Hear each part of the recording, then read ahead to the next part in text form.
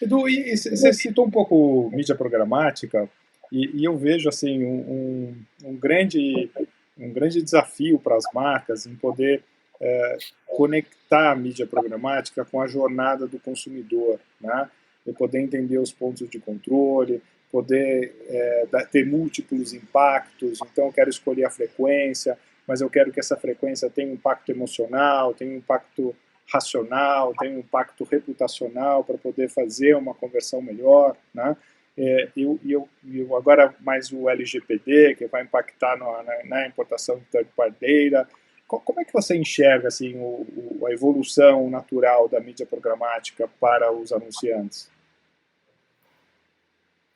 Eu estava aqui pensando, né? O primeiro ponto de discussão sempre é o que é mídia programática, né? Porque hoje, na verdade, Verdade. isso é uma discussão que não termina, né? A gente ia ficar aqui no call 8 horas e não ia chegar a nenhuma conclusão, né? As coisas estão melhorando muito. A primeira vez que eu ouvi falar, eu discuti com um fornecedor sobre alguém que seria capaz de entregar uma jornada dentro do que eu enxergava na época com mídia programática, a gente nem usava esse termo, foi há 7 anos atrás. 7 anos atrás, quase 6 anos atrás ali. Então, a gente trabalhava num player, que era um player, eu trabalhava num player que é muito ligado a analytics e utilização de dados para entrega de mídia, né? Isso era uma coisa muito legal e era o início do que a gente chama de performance hoje, que é super claro que acontece. E tinha esse player que ele pegava, ele conseguia dar alguns touch points e ele tinha uma metodologia dele que gerava o peso para cada touch point, né? Para a gente chegar ali num o que gerou atenção, o que converteu, né? Aquela venda, né? E eu vejo que essa discussão continua até hoje, né? E a gente continua até hoje com histórias, ou que eu leio por aí, ainda de gente dos dois lados, a agência do anunciante, ainda olhando lá o last mile, né? Ainda olhando o last mile. Mas também porque talvez eu não tenha uma visão competente daquela jornada e talvez não há uma entrega de mídia que vai me trazer exatamente a jornada. Ela vai me trazer qual que é, talvez, a minha participação naquela jornada e a minha competência de fazer aquela jornada se tornar uma conversão ali no final. Mas não existe a compreensão do que as pessoas fazem dentro da internet, né? A gente tem uma série de pesquisas, né? Pesquisa hoje, a grande parte de pesquisa ainda é feito do que a gente chama de dado declarado. Então, eu vou aqui, o meu bloco de nota, eu falo, Maurício, como que você utiliza a sua internet? Aí você vai raciocinar naquele momento para me falar o que você pensa da maneira que você usa.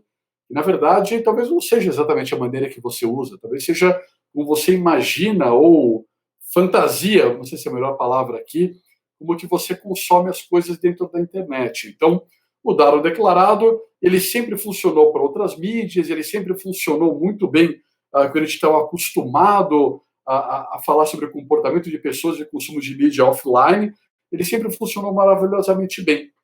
Mas o mundo online hoje, ele é difícil essa mensuração, porque as pessoas elas têm um computador no trabalho, um computador em casa, elas têm o tablet, elas têm o smartphone, agora elas têm Smart TV, então a gente não consegue acompanhar muito bem isso daí, né? O que tem hoje é dado, hoje a gente fala muito do mensuração de audiência em painel, é o que a Constro faz lá, como eu falei no começo da nossa conversa, é o jeito clássico que as empresas grandes e mais antigas de mercado fazem as suas mensurações. Até 2 anos atrás, a gente começou numa discussão, né? Isso parecia que a utilização de painéis era quase que um elefante branco. Aparecia várias empresas de tecnologia com crawlers conseguindo informações que, na verdade, a gente não sabia de onde que vinha. A gente não questionava também, tá? Esse é um problema. A gente tem que ser questionador com tudo e com todos, tá? A gente tem que parar de olhar um gráfico e aceitar e perguntar o que tem por trás daquilo. Então, as empresas trouxeram isso, brilhou os olhos bastante dos players de mercado com isso, e legal, tá todo mundo no mercado em painel está ficando velho, né? Aí a gente tem a mudança do mundo, vem aquela onda de proteção de dados, né? Vou pegar aqui, acho que o principal exemplo que nós temos, especialmente para o Brasil, é LGPD. Desculpa, GDPR, obviamente, como padrão, e LGPD aqui para o Brasil. Para não falar da lei do Chile, da Califórnia, da China, a gente acompanha tudo isso de perto. Tá? Eu faço até parte do comitê de privacidade da CUNSC, e a gente tem reuniões extraordinárias com coisas acontecendo em todos os cantos do mundo em termos de proteção de dados. Eu sou representante da América Latina nesse comitê. E isso trouxe uma volta da importância de compreender como que alguém consegue um dado. Né? Que é aquele dado que trouxeram para o mercado? Ele é lindo, mas, cara, tem um consentimento, né? Foi feito da maneira transparente. Então, você teve uma volta das pessoas para tentar compreender via painel o que estava acontecendo, porque era o jeito tradicional feito, sei lá, algumas empresas há décadas e décadas aí, em termos de utilização de dados do painel. E aí o painel ele avançou muito mais, porque quando eu tenho hoje um painel e eu tenho uma tag instalada no computador daquele painelista, eu conheço 100% do que ele faz por dia. Ele me autorizou a entrar naquele computador e aquela tag ela é disparada a todo momento que aquele computador é ligado. E eu sei as pessoas que usam aquele computador. Por quê? O usuário principal respondeu uma pesquisa, eu deixei no computador uma quarentena por 90 dias que eu comparava a utilização do computador que ele respondeu e a partir dali da frente eu acompanhava. Isso tudo 100% anonimizado e autorizado para aquela pessoa. E o que é o legal hoje? Hoje o painel é uma fonte de dados maravilhosa para fazer data mining, porque eu compreendo de uma maneira passiva qual que é o perfil da jornada sei lá, aqui eu tenho 66 mil panelistas, outras empresas têm dezenas de milhares também.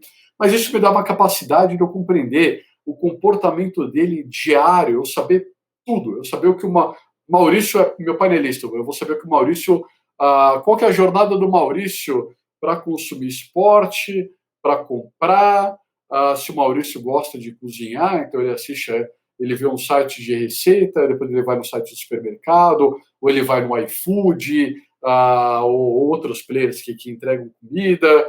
Então, a gente hoje, via painel, consegue ter uma visão hipergranular do comportamento dos usuários de maneira passiva para tudo que eles fazem. E isso é maravilhoso hoje nesse mundo de mídia. Por quê?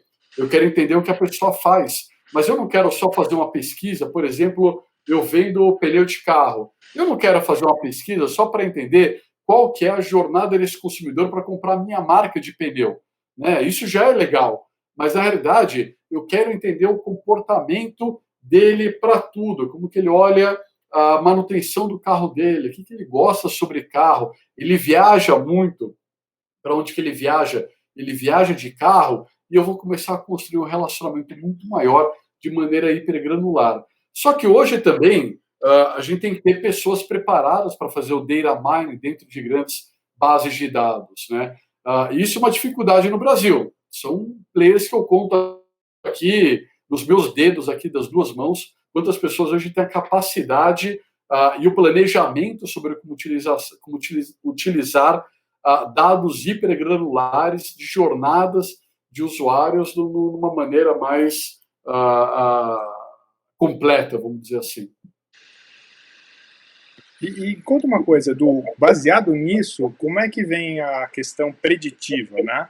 Como é que os clientes podem se preparar para fazer essa análise com base em predição e aí a apresentação daquilo que é de interesse? Pois é, Maurício, hoje eu já aplaudo profissionais que estão construindo plataformas preditivas. Né? Eu vejo que tem pouco dado aberto no mercado e muitas vezes muito dado dentro de casa que você consegue entender o comportamento dele dentro do teu ambiente ali de analytics. Né? Mas eu não vejo hoje... esse é um exercício, né? É engraçado, veio muito na minha cabeça aqui o que um economista sempre fez a vida toda, né? Que é buscar dados, olhar tendências e construir e dar ali mais ou menos o chute dele, né? O que acontecia com previsão de tempo também. E hoje a gente tem muito mais dado para fazer análise ou fazer predições do que a gente está enxergando como tendências, né?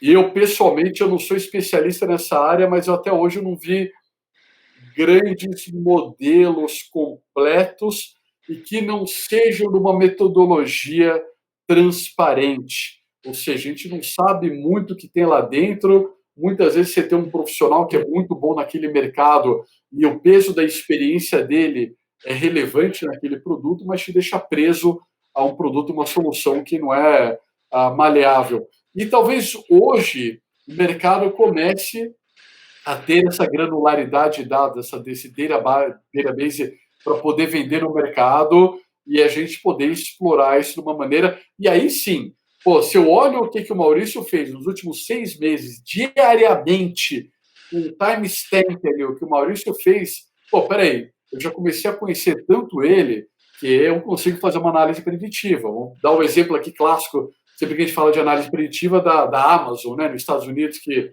sabia lá que a menina estava grávida antes dela saber que está grávida, né? Dela fazer o teste. Pô, a Amazon é maravilhoso dentro do ambiente deles. Ele criou um ecossistema incrível de dados que você faz ali logado de uma maneira inocente, logado, a gente vive logado em tudo hoje, né? Porque se a gente for decorar cada senha que a gente tem na vida, a gente está morto. Então, assim, a Amazon está aí, um ótimo exemplo de quem já tem um database maravilhoso. Eles têm uma empresa de mensuração de audiência que eles compraram, que é mais para o uso interno.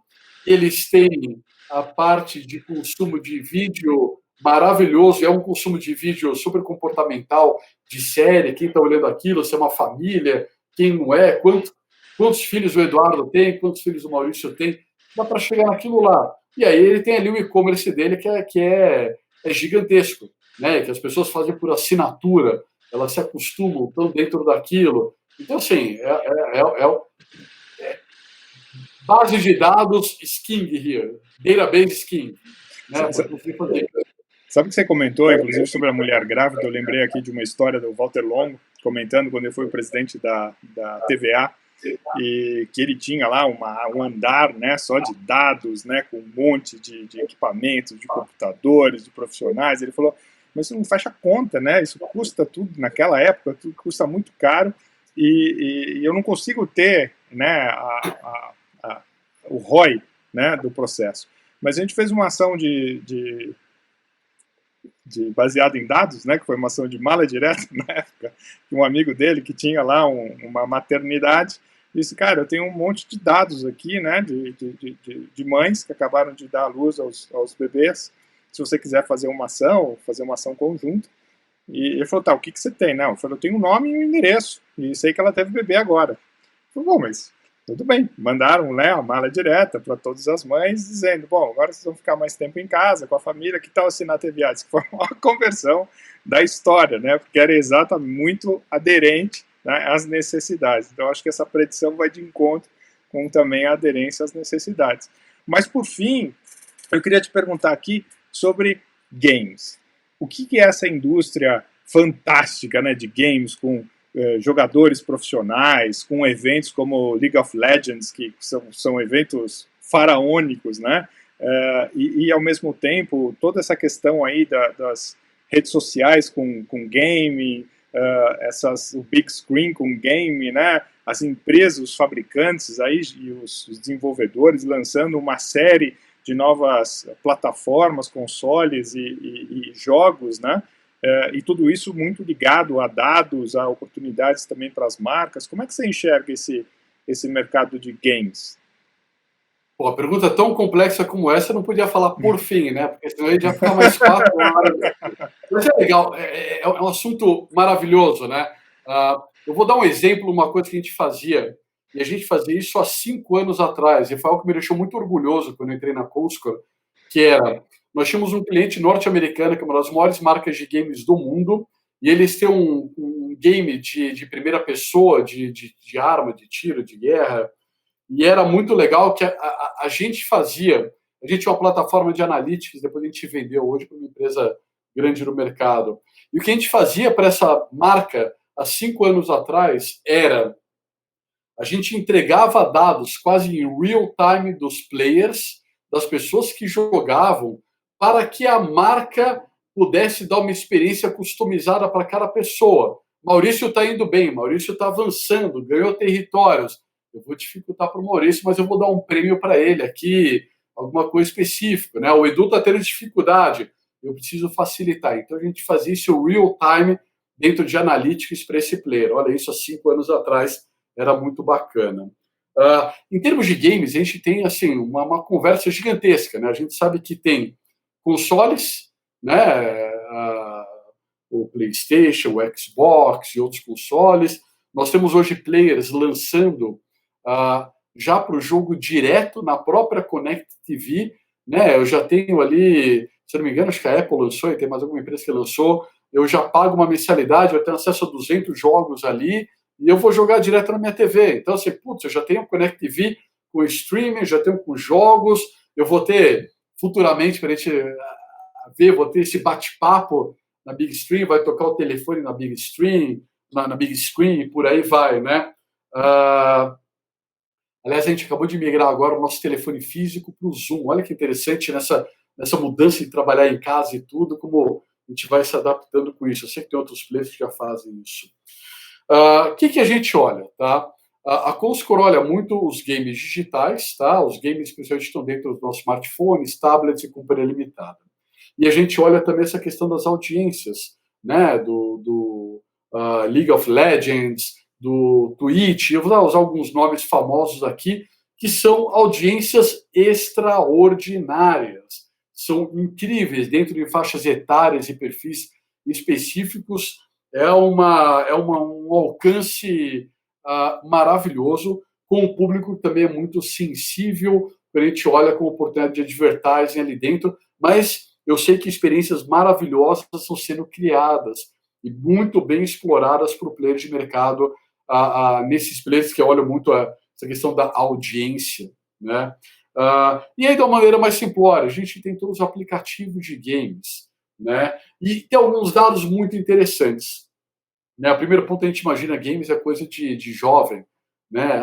É molecada, games e tudo mais, né? Essa é a maior mentira que existe no planeta Terra. Eu vou pegar um dado aqui que eu tenho de cabeça, que é, dentro do gênero feminino, os jogadores mais engajados, se eu não me engano, são as mulheres acima de 40 ou 44 anos.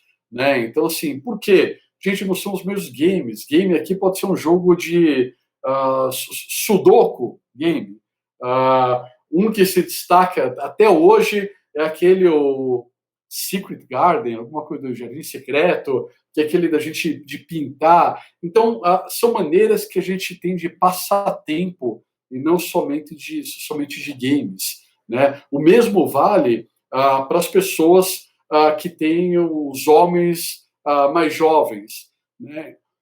Então, a gente vê que existe uma utilização gigantesca dos jovens, dos homens, vamos dizer, entre 20 e 40 anos, você tem uma utilização muito grande e tem um pagamento maior, porque, pô, eu já tenho meu dinheiro, eu trabalho, eu posso me dar o luxo de comprar um game ou de eu simplesmente comprar uma roupa especial no game, né? Eu posso fazer isso porque eu trabalho, eu me dou o direito de fazer isso. Né? E, obviamente, assim, a pandemia, o fato de estar em casa, ele levou o uso de uma maneira gigantesca. Né? A gente tem hoje como um passatempo, talvez até um passatempo que muitas vezes atrapalha a nossa vida. A gente mergulha ali naquele game e fica. Mas aquilo, obviamente, é bom. Né? Aquilo lá exercita a nossa mente, traz o prazer da gente fazer aquele jogo. Então, a gente vai gastar muito tempo dentro de games. O que mais que tem de dados interessantes de games? Puxa, existe algumas diferenças interessantes no perfil de mulheres e homens em termos do que eles baixam, os homens com jogos um pouco mais violentos, as mulheres menos, umas coisas que a gente já pode naturalmente imaginar, mas os dados mostram também de uma maneira muito clara dessa maneira. Né? Tem bastante coisa. Edu, a gente, como você bem colocou, poderia ficar horas aqui falando sobre essas coisas, né, que a gente adora e muito, mas vamos deixar para uma próxima etapa, né? Te agradeço muito o tempo, o teu papo, foi uma conversa incrível E vamos marcar uma outra depois. Obrigado pela oportunidade, é um prazer, assunto delicioso. E a gente sempre está à disposição aqui para falar de assuntos específicos e tudo. Canal aberto aí para a gente conversar. Muito obrigado, Edu. Obrigado pela oportunidade, Maurício. Um abração.